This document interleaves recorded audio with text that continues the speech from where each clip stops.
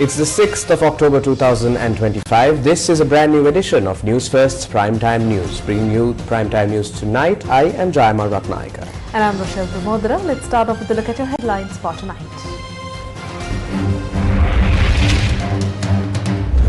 Museum and International Archaeological Research Centre declared open at the historic Somavati sacred site. Sirasa Namami Poya Day program conducted at Somavati sacred site. Large numbers of devotees attend multiple religious programs throughout the day. UN Human Rights Council convenes in Geneva. Resolution on reconciliation, accountability and the promotion of human rights in Sri Lanka adopted without a vote. 2 members of the same family arrested in Bokundara for trafficking drugs worth 30 million rupees. Narcotics valued at 8 million rupees seized in Panadura. Large cache of firearms uncovered in Kalanchir and Dematagoda. Peace talks between Israel and Hamas commence in Egypt. Trump warns Hamas of destruction if it refuses to relinquish control of the Gaza Strip.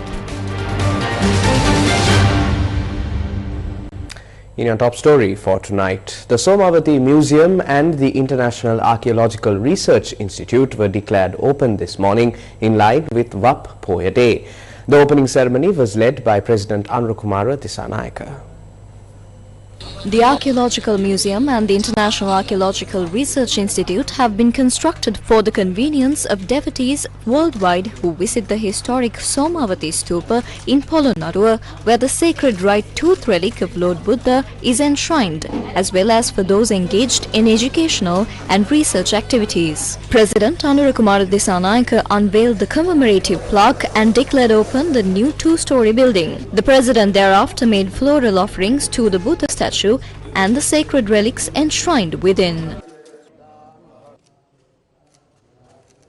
The construction of this 2-story building was fully funded by businessman Deshamanya Mitrapala Lankeshwara under the guidance of Venerable Pahamune Sri Sumangalatera, Chief Incumbent of the historic Somavati Rajamaha Viharaya and the Chief Registrar of the Malwatu chapter.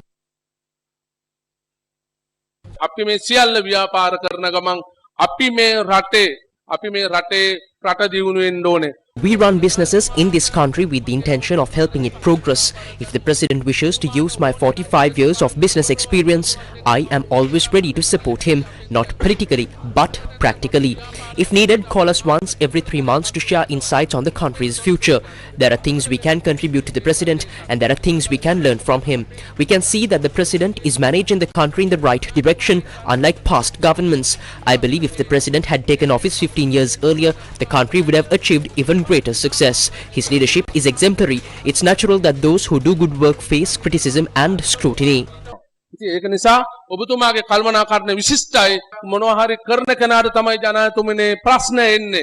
විවේචනය කරන්නේ. ඒක සාමාන්‍ය දෙයක්. හිතනවා ලෝකේ I believe this location will become an international hub for research and discovery. I always prayed that all new constructions here would be opened by the President or the Prime Minister. That wish has now been fulfilled. Back in 2002, this was a dense forest. Today, we have developed it to this remarkable state. කපාගෙන ඇවිල්ලා මේ වෙනකොට මේ ස්ථානේ මෙවන් තත්ත්වයටපත් කළා. During the event, Mitrapala Lankeshwara presented a commemorative gift to the President. In addition, the first copy of the Somivattupa Vivandana publication compiled in line with this event was presented to Mahasangha, including Venerable Pahamune Sri Sumangalatera and the President.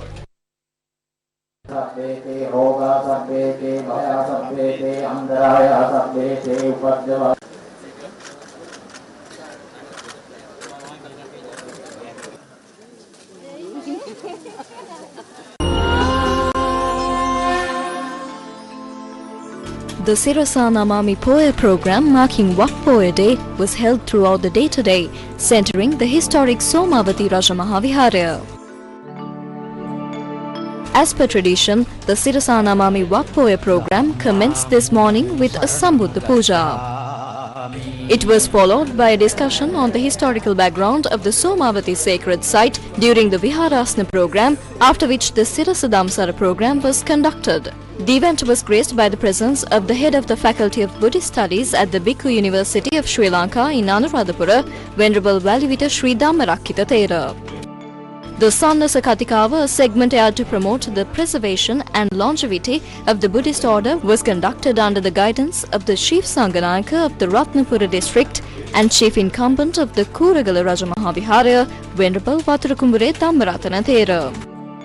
Thereafter, the Sanaramara Sevana program, broadcast simultaneously on Sirasa FM and Sirasa TV, was conducted with Venerable Hasalaka Sila Vimalathera in attendance. A midday Sambuddha Puja was also held, followed by the Podisaduging Ahana program featuring young novice monks and young devotees.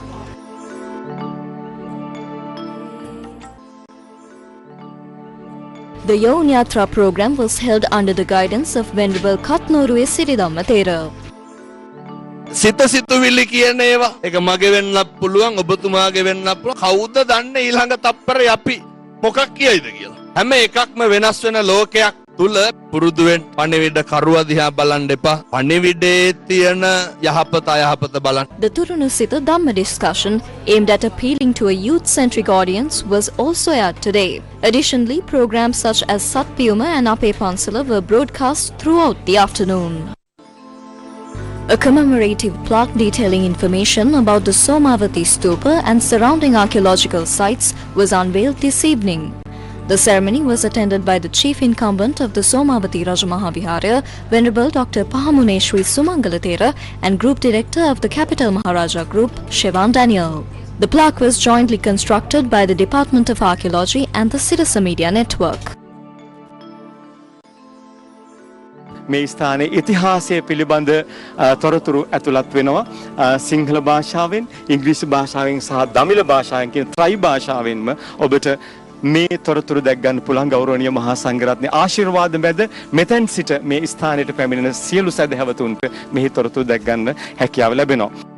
The current puja, held in gratitude for the services of the Venerable Mahasangha, was performed later in the day.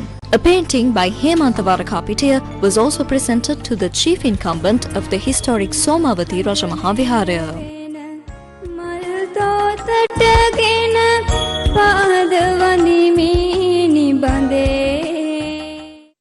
මෙතන තියෙන නටබුණු දිහා දැක්කහම The archaeological remnants witnessed here extend all the way to the Mahavali River. It is believed there were 17 sites named Arakshika Vihara constructed to protect the Somavati Stupa. Understanding the historical importance of this Buddhist temple complex, senior officials of the Department of Archaeology decided to establish Sri Lanka's first international archaeological research institute at this location. පුරාවිද්‍යා පර්යේෂණ ආයතනය බවට මේ ස්ථානය පත් කළා. බොහෝ දිනේදී සිදුවිය යුතු ජාතික වගකීම තමයි සිරස මේටු කරන්නේ. Sirasa is fulfilling a national duty that is expected of us on every Poya Day. Yet, that duty does not end there. If we dedicate one day to promoting religious values, but on another day circulate content that misleads or provokes the public, we fail in our ethical responsibility as a media institution. Broadcast frequencies have been entrusted to us by the people. Therefore, we must always remember the duty we owe to the nation. As a powerful media network, we have the ability to gain views and likes with ease. But what is far more important is reporting the news responsibly, every single time. We take pride in preserving religious traditions with grace and commitment. At the same time, everyone at the Sirasa Media Network carries a deep sense of duty and accountability, fully aware of the immense power of the tool we hold, the media. විශේෂත්වය වගකීම වගවීම මතක තබා ගැනීම තමයි සිරස මාධ්‍ය ජාලයේ හැම කෙනාම ඒ වගකීම අනුව තමයි අනුකූලව තමයි ක්‍රියාත්මක වෙන්නේ. The Sirasa Namami Poya Day program concluded this evening with a Sambuddha Puja.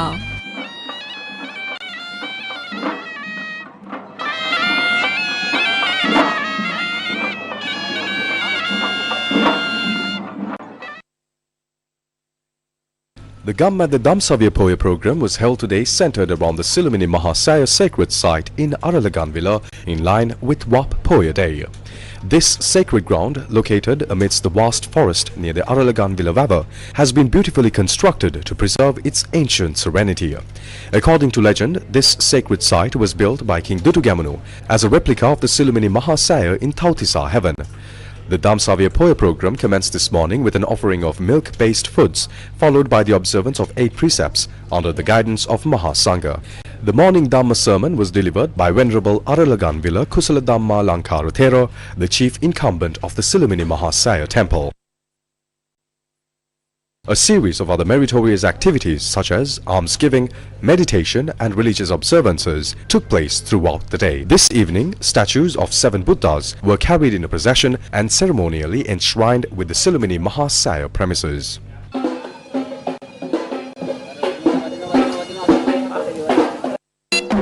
The Sambuddha Puja religious ceremony conducted at Shakya Malakya, located opposite the headquarters of the capital Maharaja Group, was held this afternoon. This religious practice is observed on every full moon Poya day of the year. Today's Sambuddha Puja was graciously organized with the contribution of Sirasa FM.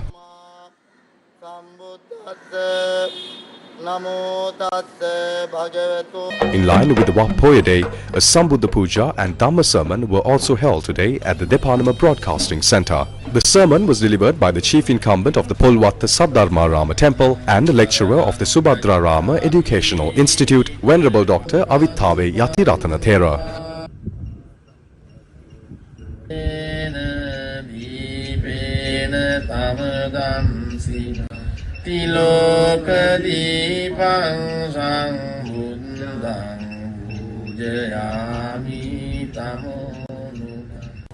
The resolution promoting reconciliation, accountability and human rights in Sri Lanka was adopted without a vote at the United Nations Human Rights Council. During the 41st meeting of the 60th session of the UN Human Rights Council, Sri Lanka rejected the resolution.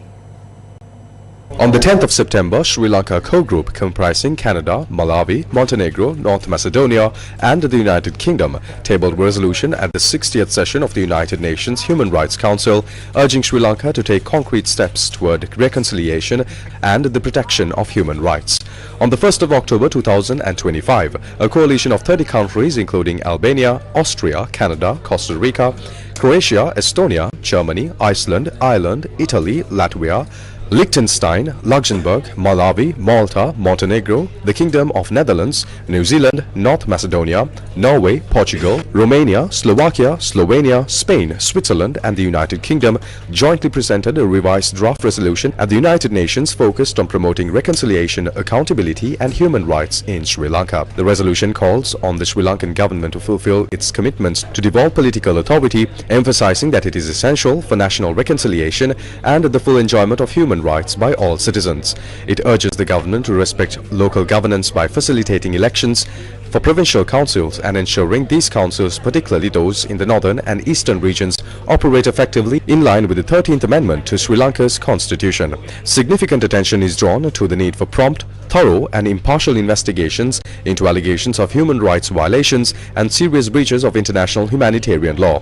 The resolution underscores the importance of including victims and their representatives fully in these processes and advocates for the prosecution of those responsible where warranted. Additionally, the resolution welcomes Sri Lanka's commitment to repeal the controversial Prevention of the Terrorism Act, noting concerns that detentions under the law disproportionately affecting Tamil and Muslim communities continue. It urges the government to impose a moratorium on the law's use, expedite its repeal and ensure any future anti-terrorism legislation aligns with international human rights standards. The draft acknowledges the government's pledge to amend the Online Safety Act, welcoming the formation of a committee tasked with proposing changes. It expresses concern over the Act's lack of judicial oversight and broadly defined offences, encouraging rapid amendments to protect the rights to freedom of opinion and expression in accordance with international law. This draft resolution acknowledges the steps taken and the commendable commitments made by the current Sri Lankan government to address long-standing human rights concerns and the deep wounds left by decades of ethnic conflict. We urge the government to translate these commitments into tangible action. The exhumation of mass graves holds the potential to deliver long-awaited answers to families. It is imperative that these investigations are conducted in a manner that ensures they support future identification efforts and upholds the dignity of victims. The repeal and reform of key legislation in line with international standards, notably the Prevention of Terrorism Act and the Online Safety Act, would demonstrate a meaningful shift in approach. We hope that all members of this Council will adopt this draft resolution without a vote. Mr. President, China appreciates Sri Lanka's positive efforts in promoting and protecting human rights, including fighting terrorism, protecting vulnerable groups' rights, such as women and children, promoting economic recovery, raising people's living standard, etc. China will, as always, firmly support Sri Lanka in maintaining political stability, focusing on building its economy, thereby creating favorable conditions for better protecting people's human rights. China supports the HRC's work in adhering to principles of universality, impartiality, objectivity, and non-selectivity. We have all along opposed country-specific resolutions without the consent of the countries concerned or instrumentalizing human rights to interfere in internal affairs. L1 Rev 1 seeks to extend relevant mandate. Yet this mandate has not yielded real effect for the people of Sri Lanka. Therefore, China will disassociate itself from the consensus on L1 Rev 1 and would like this to be put on record. We hope all parties will respect the human rights development path independently chosen by Sri Lanka and come back to the right track of dialogue and cooperation. The Republic of Korea sincerely appreciates the core group led by the United Kingdom for its unwavering dedication to preparing a balanced text. We note with appreciation the new government's active efforts, including the invitation extended to the High Commissioner in June, as well as the ongoing domestic reconciliation initiatives. These steps reflect Sri Lanka's genuine commitment to building a more inclusive and democratic society grounded in equality, rule of law, and respect for human rights. We encourage Sri Lanka to continue along this path with determination. We look forward to tangible results in reconciliation, accountability, and human rights through sustained engagement with UN human rights mechanisms, including the OHCHR, and through the faithful implementation of its commitment. In this spirit, the Republic of Korea is pleased to support the adoption of the present resolution by consensus as a collective expression of encouragement for Sri Lanka's progress. We strongly expect the government of Sri Lanka to continue its efforts for accountability and national reconciliation, reflecting the will of the people of Sri Lanka through development of a transparent domestic mechanism. We also expect the government of Sri Lanka to take such steps as part of an overall commitment to the protection of human rights, including for persons from vulnerable communities, as well as to governance reform. We will continue to support such efforts by Sri Lankan government and hope that this resolution will be adopted without a vote.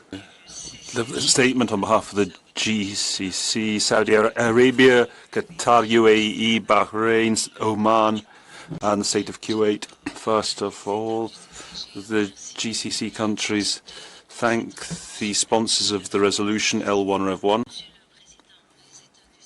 The GCC states reiterate their support for efforts made by Sri Lanka to move forward in the social and legislative reform process. We commend the good governance and the positive impact this has had on the Sri Lankan people. We also welcome Sri Lanka's cooperation with UN mechanisms, as well as steps taken with a view to reconciliation and fighting impunity, institutional reforms also. We reiterate the importance of pursuing this process that's based on technical assistance, capacity building, while fully upholding Sri Lanka's sovereignty and meeting its own needs, since this will lead to bolstering and promoting human rights for the whole Sri Lankan people. Thank you. Ethiopia underscores the vital importance of reconciliation, accountability, and the protection and promotion of human rights. However, we firmly believe that these objectives must be pursued through constructive dialogue, mutual respect, and in full conformity with the principles of national sovereignty and non-interference in the internal affairs of a state. We reiterate our principled position in support of transitional justice processes that are inclusive, locally driven, and responsive to the unique historical, cultural and political circumstances of each country. In this regard, Ethiopia remains concerned about the continued extension of external evidence-gathering mechanisms established without the consent of the state concerned.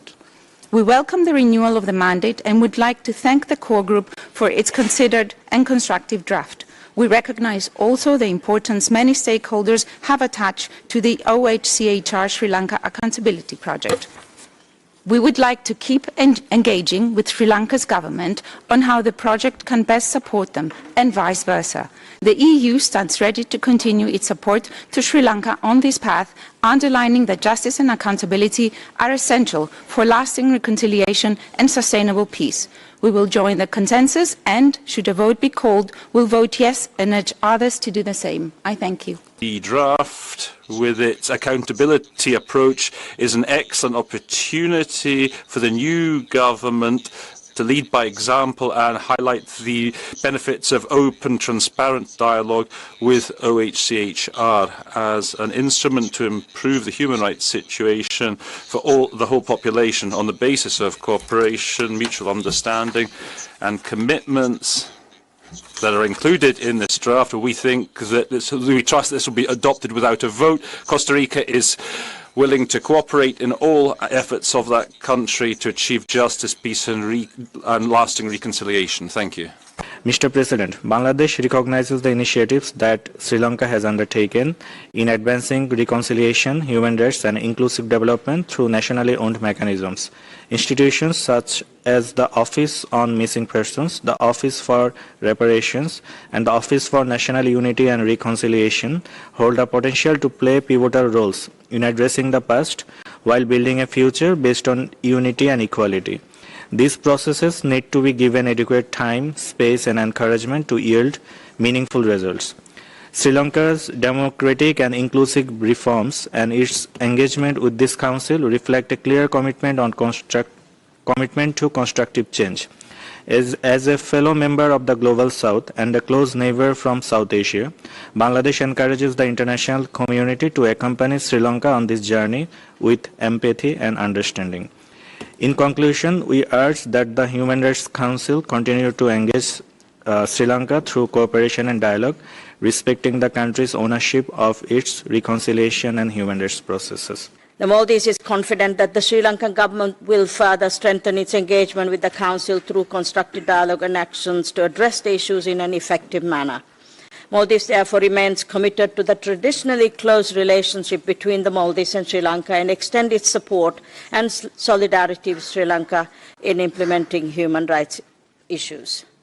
Sri Lanka participated in discussions on this resolution in a spirit of open and constructive engagement demonstrated throughout in our interactions with this Council. We appreciate the core group's engagement on amendments proposed by Sri Lanka. We, however, regret that we couldn't find agreement on certain key concerns for us. We thank all delegations for their constructive participation on the draft text and particularly wish to thank very sincerely those countries which made positive suggestions during informal consultations and bilateral meetings. As we had indicated from the beginning to the core group, our fundamental issue with the text is the reference to Resolution 51/1 of 2022, denoting the external evidence gathering mechanism on Sri Lanka within the OHCHR, which in our view is an unprecedented and ad hoc expansion of the Council's mandate. During the interactive dialogue on 8 September, the Honourable Minister of Foreign Affairs reiterated that Sri Lanka does not accept the external mechanism set up by the OHCHR, labelled as the Sri Lanka Accountability Project, at a time when the government is continuing to strengthen domestic institutions based on its genuine commitment to reconciliation and human rights in the interests of our own people. These processes include strengthening the independent officers on missing persons and reparations and the Office for National Unity and Reconciliation, as well as the operationalization of a Truth and Reconciliation Commission and an independent public prosecutor's office. Sri Lanka, as well as many other countries, have repeatedly questioned the credibility and transparency of how this project within the OHCHR was set up, its work and the budget allocated to it. After 4 years of its existence, this Council is yet to see any benefits of this project for the people of Sri Lanka. This is clearly evident from the contents of the High Commissioner's report as well. The extension of its mandate will only serve the interests of elements with vested interests seeking to create divisions and polarize the communities in Sri Lanka, and will be counterproductive to the government's efforts. Mr. President, we firmly believe that genuine nationally owned processors are best placed to address matters relating to human rights. National processors are rooted in the local context, allow for greater ownership, recognize unique sensitivities, and make implementation of action more efficient and effective. Within a short time, the government has taken a series of tangible and decisive steps on reconciliation and human rights. Therefore, it is only fair that Sri Lanka be allowed to seize this opportunity to advance the rights of its own people through domestic processes. For these reasons, we do not agree with coercive international action, and we reject Resolution 60/L1 Rev 1 presented to this Council. We must respect the legitimate right of that nation to tackle in a sovereign fashion their own internal affairs without interference or external pressure. For those reasons, Cuba disassociates from the consensus on the draft resolution L1 Rev 1, and in the event of being submitted to a vote, will vote against. Thank you. I don't see any other delegation asking for the floor. Is there a request for a vote? I see none. May I take it that draft proposal L1 Ref 1 may be adopted without a vote? It is so decided. Thank you very much. Back to news from here at home. Former Minister and leader of the National Freedom Front, Vimal Weerawansa, has informed that he is unable to appear before the Tangol Divisional Crime Investigation Unit today. He has requested that another date be given instead. Leader of the National Freedom Front, Vimal Weerawansa, was notified to appear before the Criminal Investigation Unit of the Tangol Division today over a statement made by an individual named Beliatte Sana, who was arrested in Tangol recently over a drug trafficking incident. However, Vimal Weerawansa had informed that he was unable to appear today citing personal reasons and had requested another date. Accordingly, he has been instructed to appear before the Tangol Division Crime Investigation Unit next Sunday. Meanwhile, Beliatte Sana, who was arrested along with the vessel involved in the drug discovery in Tangol, is currently being questioned under a detention order. This was the response of Minister Dr. Nalinda Jayatissa over allegations made by leader of the National Freedom Front, Vimal Weerawansa, against the current government. The drugs and ice that were seized were not recovered by Vimal Weerawansa or Namal Rajapaksa. It was this government, through our security forces, that conducted the operation. This government also led the investigations and made the arrests, including Sampath Manamperi. As Finance Minister, the President himself set up a committee to investigate the 323 containers. He tries to play the hero, making voice cuts here and there with that report. What he should have done is gone straight to the police and given a statement. He should have gone to Tangol, visited Mahinda Rajapaksa at Carlton House with gifts, and then given a statement to the police. Instead, the same person who went to Carlton now says he cannot go to Tangol. The National Dangerous Drugs Control Board says that the laboratory report determining whether the chemical substance found in Kandana is crystal methamphetamine will be released within this week. The board further stated that laboratory tests on the substance are currently being carried out. The National Dangerous Drugs Control Board said that chemical substances previously recovered from the Midenia and Tangol Netolpitia areas have been confirmed as methamphetamine, also known as ice, based on information revealed by members of organized criminal gangs arrested in Indonesia recently. Large quantities of chemical substances suspected to be ice were recovered recently from Midenia, Netolpitia in Tangol and Kandana. Samples of these substances were sent to the National Dangerous Drugs Control Board for testing. Meanwhile, a substance found in the possession of a Moldovan national in Veligama was confirmed by the government analyst to be a potent synthetic drug known as mephedrone. The Department of Analysts said that the relevant report has been handed over to the police.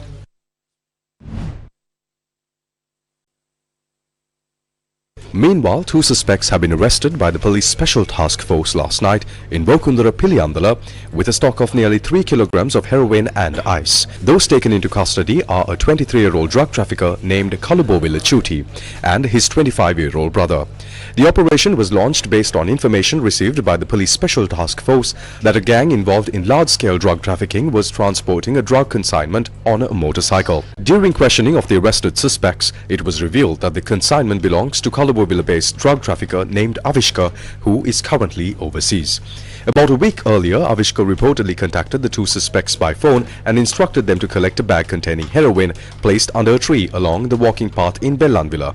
The suspects had collected the consignment accordingly. A few days later, Avishka had instructed that part of the drug consignment be transported to Piliandala. He had later promised to provide the exact location to deliver the drugs, and based on this, the suspects were arrested while transporting the consignment to Piliandala. The two suspects had been handed over to the police narcotics division for further investigations.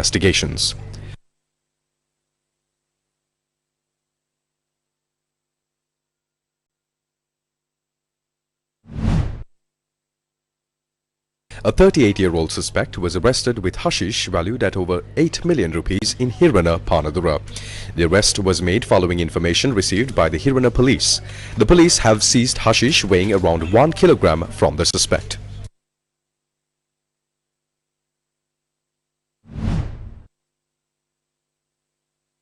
Meanwhile, 40-60-56 ammunition that had been left behind on a plot of land in Kanadarava, Kalanchia has been recovered. Police said that the ammunition was found last afternoon based on information received through the 119 emergency hotline. Police added that the ammunition was damaged when it was recovered.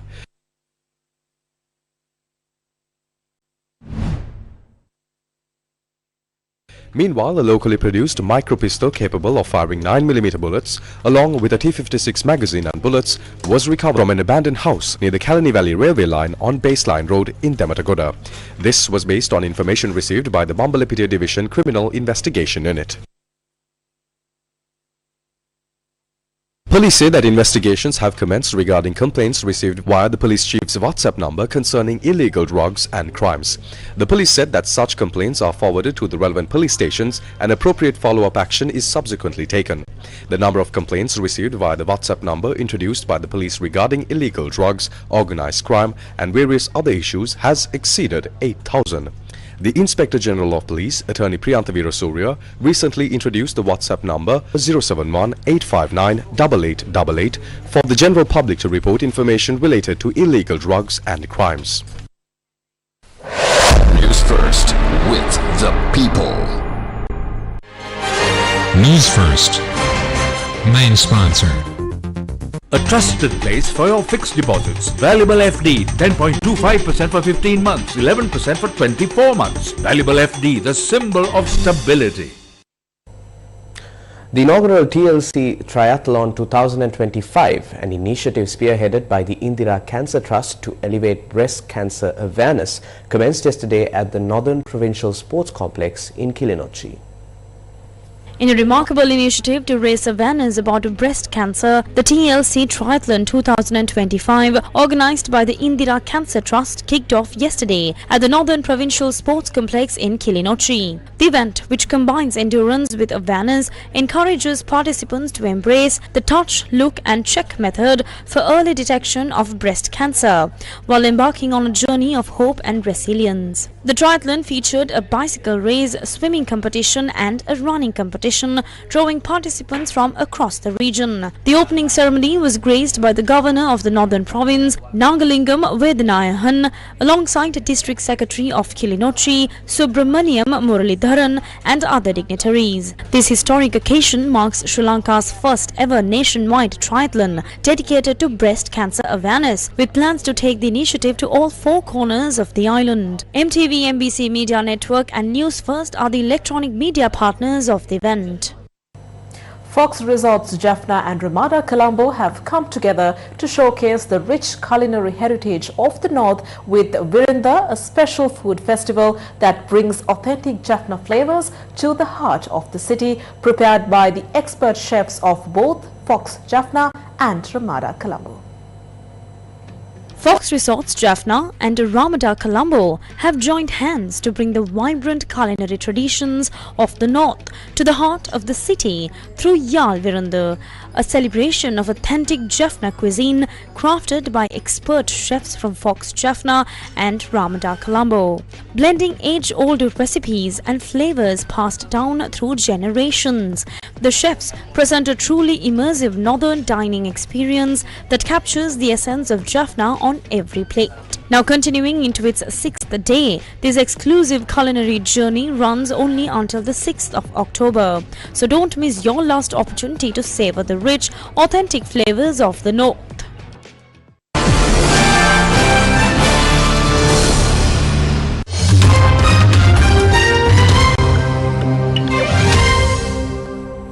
US President Donald Trump is pressing all parties involved in peace efforts to quickly conclude the Gaza war, as indirect negotiations between Hamas and Israel are scheduled to commence in Egypt today. US President Donald Trump has urged everyone involved in efforts to end the Gaza war to move fast, as mediators are set to meet in Egypt today for indirect peace talks between Hamas and Israel. The talks come after Hamas agreed to some parts of a 20-point US peace plan, including freeing hostages and handing over Gaza governance to Palestinian technocrats, but is seeking negotiations on the other issue. The group's response did not mention the key demands of its disarmament and playing no future role in Gaza's governance. Writing on social media that talks had been very successful, Trump said, quote, "I am told the first phase should be completed this week, and I am asking everyone to move fast," end quote. The US president added that time is one of the essence or massive bloodshed will follow. Speaking to reporters earlier, Trump said he thought the hostages would start to be freed very soon. When asked about flexibility over his peace plan, Trump said, "We don't need flexibility because everybody has pretty much agreed to it, but there will always be some changes."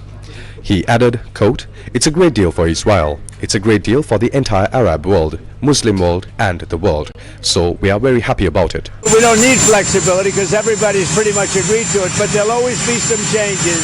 But the Hamas plan, I tell you, it's amazing. You're going to have peace, if you think about it, peace in the Middle East for the first time in, they say, really 3,000 years.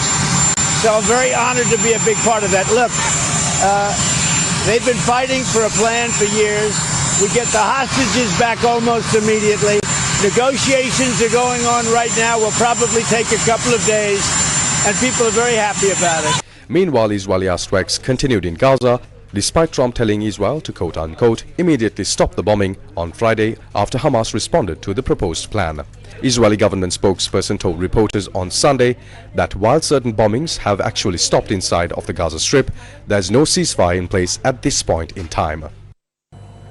French Prime Minister Sébastien Lecornu resigned on Monday, just hours after he unveiled his new cabinet, in a shock move that plunged the country further into political crisis. France's Prime Minister Sébastien Lecornu has resigned less than a day after his cabinet was unveiled. Lecornu said this morning, "The conditions were not fulfilled for me to carry on as Prime Minister," and criticized the unwillingness by political parties to reach compromises. The Élysée Palace made the announcement after Lecornu met President Emmanuel Macron for an hour this morning. The shock move comes only 26 days after Lecornu was appointed Prime Minister following the collapse of the previous government of François Bayrou. Parties across the board in the National Assembly had fiercely criticized the composition of Lecornu's cabinet, which was largely unchanged from Bayrou's, and threatened to vote it down. Several parties are clamoring for early elections, and some are calling for Macron to go, although he has always said he will not stand down before his term ends in 2027. Marine Le Pen of the far-right National Rally said, "The only wise thing to do now is to hold elections." Lecornu, a former armed forces minister, was France's 5th prime minister in under 2 years. Hundreds of trekkers stranded by a blizzard near the eastern face of Mount Everest in Tibet have been guided to safety by rescuers, according to Chinese state media, as unusually heavy snow and rainfall pummeled the Himalayas. Rescue efforts are underway in the remote Tibetan slopes of Mount Everest, where a snowstorm has trapped nearly 1,000 people in campsites on the eastern side of the mountain, according to Chinese state media. Hundreds of local villagers and rescue teams have been deployed to clear out snow-blocking access to the area, which sits at an altitude of more than 4,900 meters. According to local media, about 350 people have been rescued and guided to safety in the small township of Kudang Town. Heavy snowfall began on Friday evening and has intensified on the eastern slopes of Mount Everest in Tibet, which is an area popular with climbers and hikers. Mount Everest is the world's highest peak at over 8,849 meters. Although many people attempt to climb the summit every year, it is considered an incredibly dangerous hike. Australian police are set to interview a man accused of opening fire from a Sydney apartment window and critically injuring at least one person as they seek to establish his motive while ruling out links to terrorism. According to police, the man who allegedly unleashed at least 50 bullets on random members of the public in Sydney on Sunday night had no known mental health history.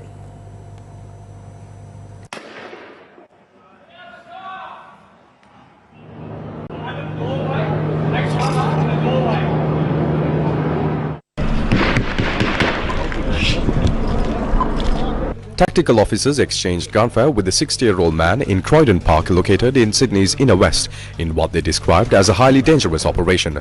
The man currently in custody is Artemios Minzas. He is understood to be an employee of Sydney Trains.